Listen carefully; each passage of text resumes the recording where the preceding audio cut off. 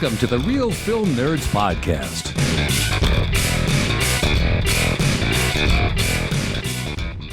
Hiya, Nerdorinos, and welcome to the Real Film Nerds Podcast, episode number 220. This week, Mysterious Mike Talent and I went back to the movie theaters to watch the latest Guy Ritchie film, Wrath of Man. Mike, how are you? I'm doing good, man. I'm doing good. Real quick, man, I need to confess and make an apology to my wife. I forgot to mention on the last podcast that my wife really was the one who identified the character who is Laser in Thunder Force, and then Mantis in the MCU movies. I didn't quite see it until she said something, and she wanted me to make sure that all of our listeners know. Okay, well, I'm glad you got it out. It took a little bit, but you got it out, Mike. You got there. Yeah. So congratulations, Mags. Now, is she talking to you again now, since after the podcast, it's out in the open that everybody knows she's the one that did it and not you? I'm hoping that the communication lines will open up now. Good. It's been a quiet week then, huh, Mike? It has been a quiet week. Well, good. You just talked to the dog, and you talked to your little baby, and that was it. Yep. Okay, good to know. So, all right, Mike, well, how about this? Why don't you talk to us and give us the rundown, all the listeners of our copious listeners of the Real Film Nerds podcast. Why don't you give us the rundown for Guy Ritchie's latest, Wrath of Man? All right. So, like you said, it was directed by Guy Ritchie. It was written by Nicholas Bokharev, Eric Besnard. Screenplay was by Guy Ritchie and Marm Davies and Ivan Atkinson. And this one is starring Jason Statham, Holt McCauley, Josh Hartnett, haven't heard that name in quite a while, Ruchi Williams, Jeffrey Donovan, Scott Eastwood. This one is about the plot that follows H, a cold and mysterious character working at a cash truck company responsible for moving hundreds of millions of dollars around Los Angeles each week. Well, all right, Mike, that you got through it. You did it. Congratulations. Thanks. I don't know how many you butchered, but it was less than half, I think. So I think good. so. Good. We have another giveaway this week. We teased it a little bit a while ago. What do you think? Should we go ahead and do our giveaway now? Yeah, sure. Let's do it. From our good friends over at Paramount Pictures, they hooked us up with a few digital codes to their brand new film. It just hit the digital world, the theaters. I think they have it in multiple places. The film is called Locked In. The trailer looks absolutely fantastic. You guys definitely want to watch this one if you're into thrillers. Looks like a nice little heist movie. It's a one set thing. So Locked In just came out on May 7th. Here's the little bit of business I need to read. Here we go. Now on digital, Mina Suvari and Costas Mandylor star in the heart-stopping thriller Locked In. Kidnapped and locked in a high-tech storage facility, a hostage must stay one step ahead of her captors in their hunt for stolen diamonds if she has any chance to escape alive. Secure your copy of Locked In, new to buy or rent tonight. It is rated R, and again, it is from our friends over at Paramount Pictures. For those of you who are our age, you will recognize some of the stars. Mina Suvari is from American Beauty and American Pie. Jeff Fahey is from Lost, and Costas Mandylor is from Virtuosity and the Saw franchise. So some pretty good star action there, Mike. What do you think of the trailer? Look pretty good. Yeah, it definitely looks like it's a pretty hardcore thriller and exciting. I'm interested to watch this one. So, all right, how's this for a contest, Mike? This might be fun. Email us nerds@realfilmnerds.com and tell us the last place you would want to be locked in. Ooh, dude, yeah, that's a good one. That's pretty good, right? Mike, where's yours? The last place I'd be want to locked in, like a cave. I think a cave would be not fun to be locked in at. I'm going to go with the lion exhibit at the zoo.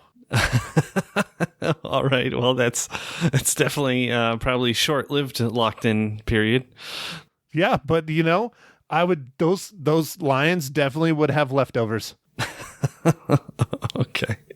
I know that was a terrible joke. And yes, Mike, that was a fat joke. All right. God. That's what I was trying to process. I was a little bit slow. I was like, what do you mean there's be oh.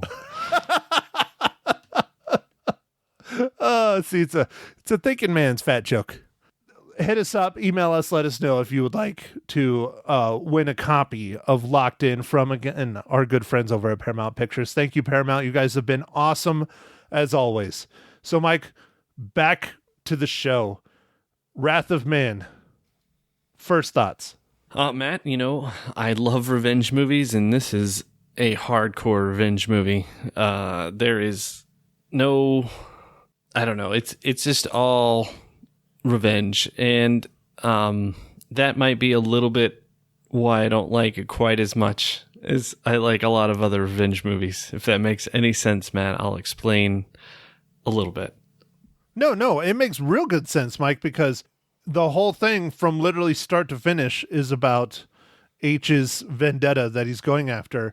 And they don't even explain until at least a third of the way through why he's doing what he's doing. So I understand where you're coming from. So go ahead and explain though if you want. Sure. Some of the revenge movies that I really love are movies like Man on Fire or that's the quickest one that came to mind. Man on Fire, the character, he builds a relationship with somebody, and you can see that they're being, they're getting along and cared for or whatever. And then some stuff happens, and then it kind of flips, and he's out to get, revenge any way possible. This movie, it's like it's already started at the point of the revenge is starting, and we don't know exactly why. And then also, I love Jason Statham, but the way that he played this character, it's like he's just super cold, the whole time. He never, shows emotion or anything. Besides, trying to chase after the people when his son was waiting at the car, I don't know, man. It was weird. It was weird. I never saw any emotion from him on anything. It was just, so that was a little off-putting. I don't know. I guess he was just supposed to be such this super cold and just monstrous person. I don't know. It was weird. That part was weird for me. I think it was the death of his son that made him cold and monstrous. But it is definitely a takeaway for Jason Statham. I mean, he's played cold characters in the past, but not quite like this. His character from Snatch was not cold at all. He was very emotional. His character from Crank, extremely emotional, extremely all over the place. So it is kind of a different kind of role for Jason Statham in one way. In another way, it's not, because it's an action movie. And it's a pretty good hardcore action movie. Yeah, no, it was well done. Overall, it was shot pretty good. I liked some of the scene. I liked the scene at the depot quite a bit towards the end there. I'm not Spoilers, going to try. Mike. Yeah, I know. Jeez, I know. I'm just messing with you. No, I get you. That was a good scene. I have to say, out of Guy Ritchie's most recent films, I like this one a lot better than I like The Gentleman. The Gentleman, I think, was okay, but I think this is a better film. Maybe it's just because this one isn't quite all over the place. It's more linear. Now, it's not linear really at all. It jumps around a lot, but it does not, in typical Guy Ritchie fashion, but it doesn't jump around a lot as much as The Gentleman. The Gentleman was just really confusing at times. Yeah, definitely The Gentleman was more confusing. This movie was more straightforward. The story was simple but effective as far as, just trying to get revenge on these people, and go to great lengths to figure out who was responsible, and slowly we get there to figure out what has happened as he unravels the puzzle. But yeah, I mean, I thought it was well done as far as like I liked how a lot of the different characters were set up, and just it was trying to build to stuff, and I think it did a pretty good job of doing that. It was neat to see some of the perspective from the other side of the people, which we see later on towards like the mid-second act, towards the third act. So that helped solidify what was going on in the movie, because I think for a while there I was a little bit lost on what was happening. Like, I mean, it made sense, but it was like, well, what is the motivation, and who are these people and stuff like that. So that's typical Guy Ritchie fashion, though. He does that in like all his movies. He purposely confuses the hell out of you for the first and second act, and then puts everything together in the third. Yeah. And, once again, he did it. Yeah. But again, this one, not as bad as some he's done in the past that are extremely confusing. I enjoyed this film. It is super hardcore revenge. I wasn't quite expecting that. I wanted kind of more of the backstory, much like you were referring to earlier as your example of Man on Fire. I think it helps you relate to the character a little bit more and why they're seeking out such hardcore revenge. So maybe that's why he seems even more cold and distant, because you can't really relate to him, because you don't find out why he's seeking the revenge until way, way farther into the film. Yeah, I think that was my biggest pain point of this movie. Was it was tough for me to get into, I guess, rooting for H's character, because I was like, well, why are we doing this? And then you finally find out, and you're like, okay, but it's still a little bit like a little late, I guess, in my mind. Well, I'll get into it a little bit more in the spoiler world, but even by the finish of the film, you still don't really know a whole lot about H at all. You know more, but you don't know a whole lot. Yeah, you definitely don't know very much. So I think, Matt, it's time to ask you, what are you drinking today?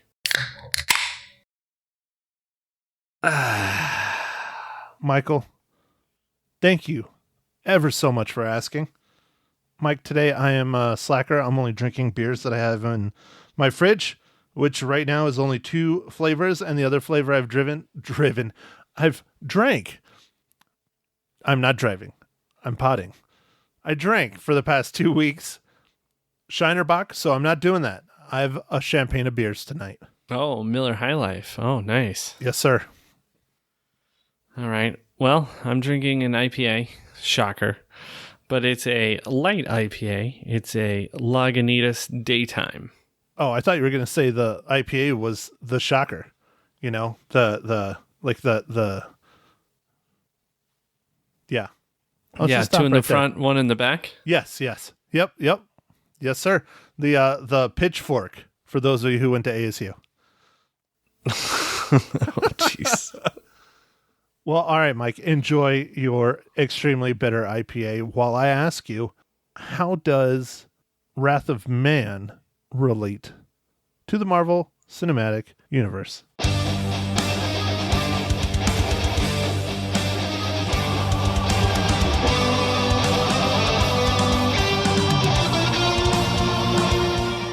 Well, Matt, thanks for asking. For this one, the composer, Christopher Binstead, worked on this movie, and he also worked as a music editor on Thor. The original Thor, not the good Thor? Yes. Well, actually, the original Thor. The original wasn't bad. The only bad Thor is the second one, Dark World. Yeah. Ugh, we've talked about that many times, but yeah, that movie was a letdown.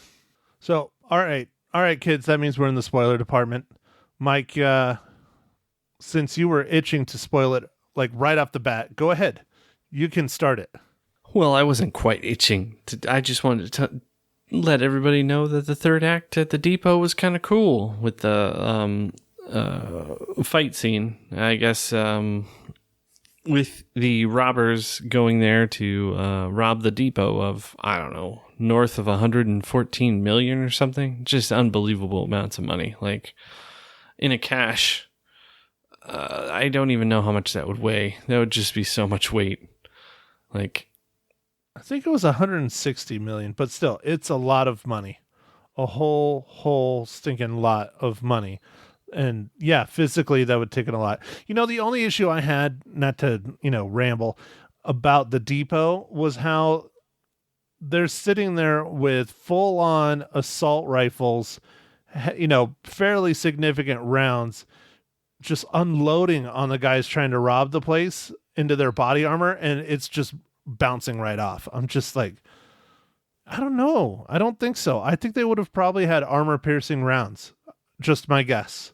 I don't know about that part. I did question. I was like, well, what kind of gear do they have? I mean, like, I could see it being resistant, but like for how much, like, a couple of the workers at the depot unloaded like at least 2 clips before they got clipped. Sorry for the bad pun. Into the guys, and like one guy got like his neck or whatever got like a stray bullet or something. I don't know. Like it's like I feel like there would have been more. But yeah. I feel like there would have been more damage than that. I just didn't believe that really at all, because I mean, it didn't look like they had any kind of special helmets. Again, it is a movie. We got to suspend disbelief to a little bit, but it just looked like regular motorcycle helmets. And it's like, no, those are plastic visors. Those helmets are plastic. A bullet would go right through those stupid things, Yeah, I don't know. I'm not sure what, like you said, suspend disbelief, but it's not like the depot didn't challenge the robbers. Like there was definitely some return fire and different things, but definitely, I don't know. I think they were trying to make them larger than life, kind of mercenaries, mercenaries for hire for themselves kind of thing, that they knew exactly what they were doing, how to execute it, all that stuff. And that's fine. I'm okay with it. It adds to it, but you really got to kind of suspend it. Cause I mean, it looks later on when they're like stripping it off, it looks like it's just like plastic. So. And then, so one other thing that was a little bit disappointing for me, and it is, so these guys are all like elite buddies from, former military guys. And, when it comes down towards the end and they've got this money, the couple people that are left, they're all trying to kill each other. And I'm like, really? Like, right. I don't know, man. Like, that just seemed odd to me. Like, I guess the one character did seem like he was kind of out of place and a little bit like lost it. The character is played by Scott Eastwood. The other guy, like, he seemed like such a, like, I don't know, like a good military guy. I don't know. Like, it's just weird. It's like everybody's trying to kill everybody. It seemed odd, man. Well, and they always talk about brothers in arms and how, they die for each other out there when they're in combat and things like that. And for them to sit there, and try and pick each other off. I mean, greed does change people dramatically, especially that level of greed. But I don't know, man. I don't think they would have done it. And here's this. How's this, Mike? So they clearly anticipated just about everyone dying, because in the tunnel, there's only 2 quads. Yeah, I guess they did. I don't know. I mean, the quads could have thrown on a couple more people. I don't know. Well, they did have all that cash, and with all that cash, it seems like it would have been even more than the quads. Like the quads would have needed to have like some trailers or something, man. Right. Yeah, you would think, especially with that amount of money, and they're hauling ass like down the tunnel. It's like, no, that quad would probably barely be moving. Yeah. I don't know. I'm sure someone will do the math on how much it's supposed to weigh in like 20s or well, probably in hundreds, and it'll be some ungodly amount of weight. Well, Mike, next time you decide to rob a armored car cash depot we'll stop and we'll weigh everything. All right, that sounds good. Okay, cool. All right, got it all cleared up. Good. So, all right, I'll talk about my spoiler part a little bit about H. You really don't find out much at all about who he is. You know he's some kind of gangster of some kind, but then you kind of start questioning that because of his relationships with clearly someone in either the FBI or the CIA that's literally just unleashing him to do all this stuff and clearly keeping the police and the FBI and everyone else off his back. Makes me think possibly foreign special forces. I don't know. He definitely isn't a good guy. I guess is a good way to put it, because he's doing all kinds of horrible things, but he's doing all these horrible things to horrible people because of what happened to his son. You don't find out how he made his money or how this or that or anything, or why he's even in LA other than visiting his son. I don't know. The character development for the main character was just not there. And maybe that was Richie's point, is that he wants you to fill in the blanks on your own.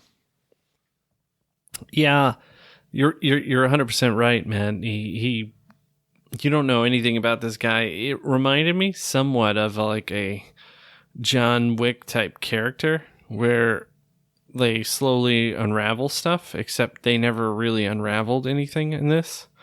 I mean, there's little hints, there's little like breadcrumbs of, and then, you know, he also several times in the movie said, I don't care about money. And it's like, well, what do you care about? Like, I mean, obviously his son, but it, you know, if he's doing drug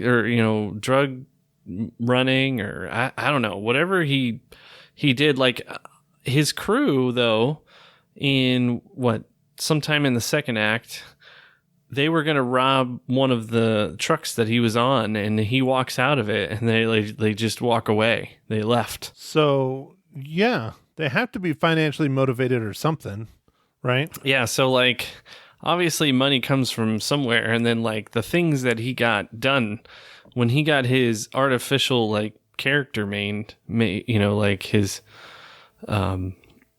you know, undercover character so he could join what would you call that? The cash hauling? What do you call those people? Just the armored car, you know, security guards. Because yeah, they're not cops. So yeah, armored car like security company or whatever.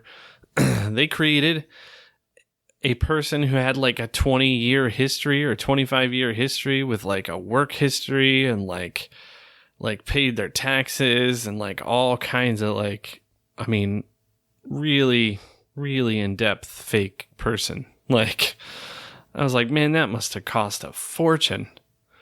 And yeah, he had that, and he had background checks on like all these people that work there. Like, it was pretty crazy. His knowledge of all the people and stuff. And then, I mean, whatever he does, that guy with the gun is like super, super scary. He just, you know, perfect shots, you know, like every time. Well, that's why I think he's special forces, gangster, something in between, something along those lines. I don't know, maybe former special forces that became a gangster, drug runner, moneymaker of some kind, doing something, because the amount of money he has, like you were pointing out earlier, it would take to create like a new identity at that level. And then on top of it, you know, he's going to all these other things when they're trying to hunt down who did what to his son. And there's money and there's drugs and there's all kinds of shit around, and he's just ignoring all of it and just taking out his revenge, or having his guys take out his revenge. Yeah, like one of the characters, I mean, they beat him up real bad, and then after he gave him a little bit of something, he was like, all right, give him $200K and send him on his way. It was like, 200,000? Yeah, without batting an eye. So that's why it makes me think that he's like in with a government somewhere doing something. It on top of working with that FBI guy that's like, okay, are you done? Good. Okay, I'm gonna go up. Yeah. It was like breadcrumbs, Matt. They just gave us a little bit of a little bit of something here and there, and we just don't know much. We don't even know, we know that his employees went and shook down like every person that they knew anything about, and they couldn't come up with anything. So the first movie Guy Ritchie and Jason Statham have done together in 15 years, Mike. What are your thoughts? Do you think it was very successful? You think they're going to do more together? Overall, I think it was a pretty good movie. I wish there was just a little bit more, I guess, development of the main character and maybe a little bit more emotions shown.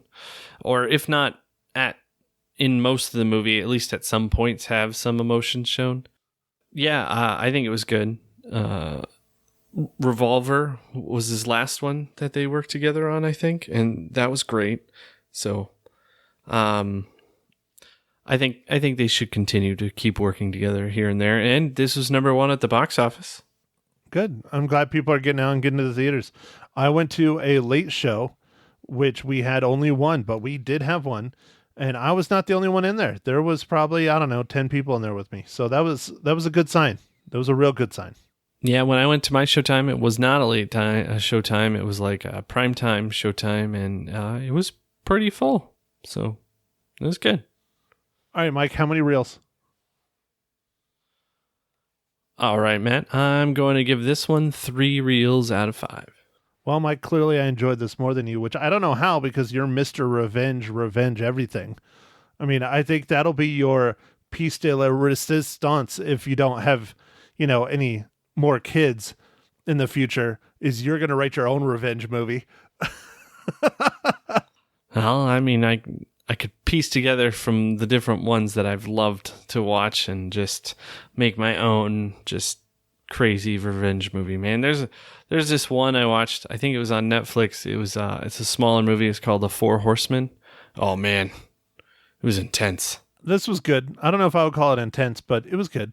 And that's why, Mike, I give it 4 out of 5 reels. Wow. 4 out of 5. Yeah. Okay. I think great. it's just because it's nice seeing Jason Statham back on the big screen. It was nice going to the theater. And it was so much better than Guy Ritchie's last movie. Now, I'm not saying The Gentleman was bad, but I'm not saying it was as good as this. So it's no Snatch though either. That's my favorite Guy Ritchie movie ever. Love that movie. Yeah, I think Snatch is probably my favorite as well, but I did really like the Sherlock Holmes, the first one. I thought that was fun and just great take on it, man. Oh yeah, it was very, very good. Now the sequels, that's another story, but the very first one was really, really good. So, okay, Mike, did you pick a movie for next week? Oh, no, not at all. I have not done that. Oh, Mike, it's your pick. Okay, well, you know what? I'll pick it then. It will be Angelina Jolie's latest film. It's going to be in the theaters and on HBO Max, Those Who Wish Me Dead. Oh, all right. Well, that sounds good. Let's see what Angelina Jolie's up to these days. I think the last movie that that I remember she was a part of was the one where she directed it about the guy who washed up in Japan and Unbroken, wasn't it? Who couldn't be broken or whatever? Yeah, but wait, she directed this one? No. I think she directed. That was the last time I remember seeing anything about movies with her in it or involved with it. Well, dude, what about the Maleficent movies? Oh, well, I don't know if that came out. I don't know. All right, continue on. Anyways, okay, so she plays a smoke jumper in this next one, and it has to deal with wildfires. And speaking of wildfires, Mike, it's May, and we officially have our first one over here in the Prescott area. It ignited on Saturday, May 8th, outside of Crown King. And it is a doozy, and the fire bombers have been flying over my home all day today trying to help put it out, and it was extremely windy today. It was bad. So this one might be a little tough to watch. We'll see. It looks interesting, but it's a brand new movie, HBO Max in the theaters. We'll see how it goes. All right, man. Sounds good. Well, I guess with that, thanks everybody for listening. Make sure to follow us on Facebook, Instagram, and Twitter. And, go out there and stream a movie, or maybe go watch a movie at the theater again, since they're kind of opening.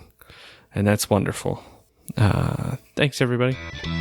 Thank you for listening to The Real Film Nerds. Now, don't forget to follow us on Facebook, Twitter, and Instagram at Real Film Nerds. Now, go out and catch a movie.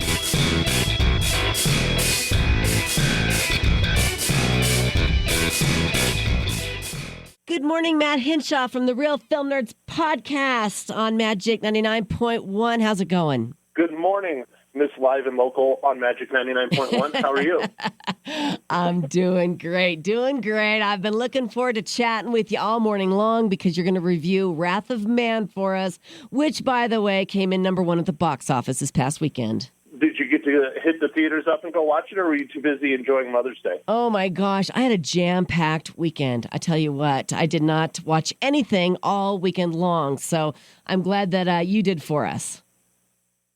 Isn't it nice that the world's somewhat getting back to normal, finally? I feel that way. I really do. We had our first remote on Saturday, and people came out, and it was really fun, really nice. I like normal. That makes two of us. So why do you like me then?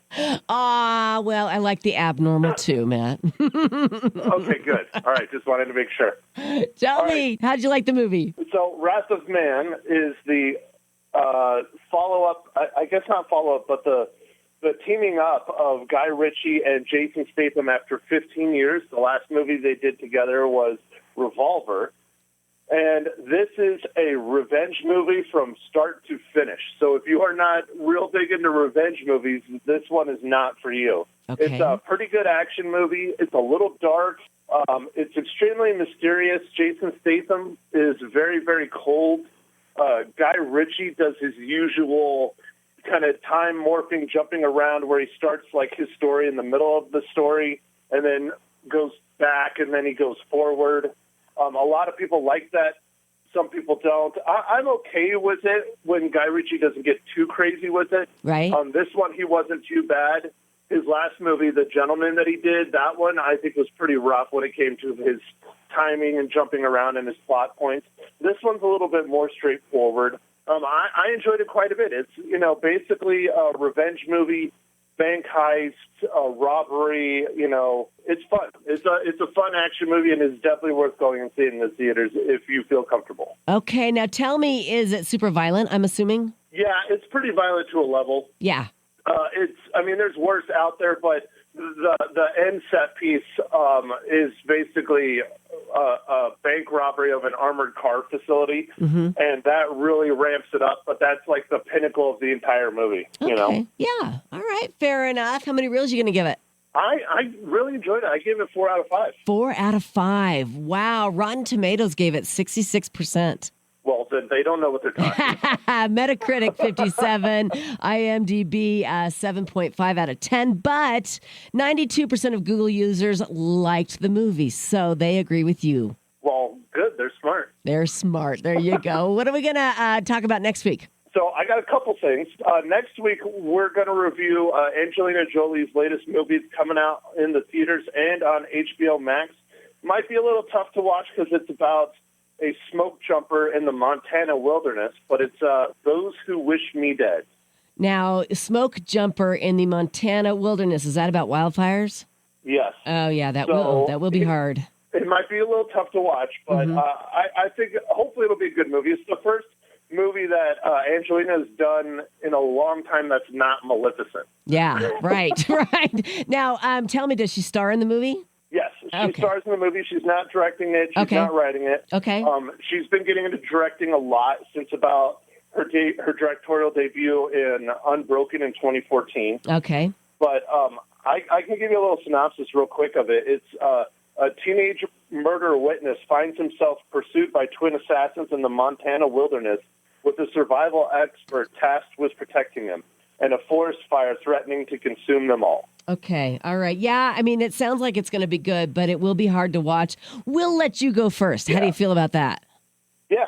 Okay. Well, that's one of the reasons why I picked it on HBO Max, because If it gets a little bit too much, I can pause it and walk away. There you go. know. There you go. Fair enough. Now, Matt, you also have a giveaway this morning, correct? Yes, ma'am. My friends over at Paramount Pictures have reached out and sent me a bunch of digital codes for a brand new movie that came out on May 7th. It's called Locked In.